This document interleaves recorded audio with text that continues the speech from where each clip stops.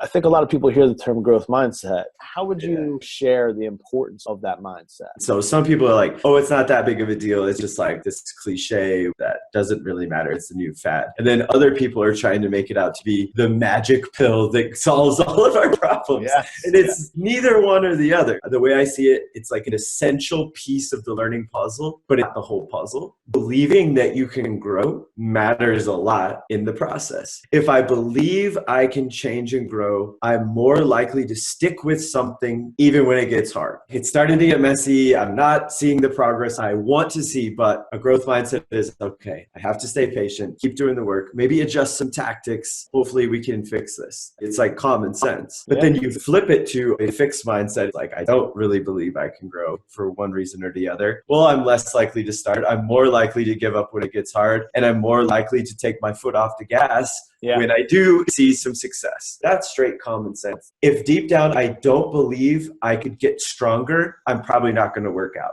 If I do believe I can get stronger, I'm probably going to work out. Bang.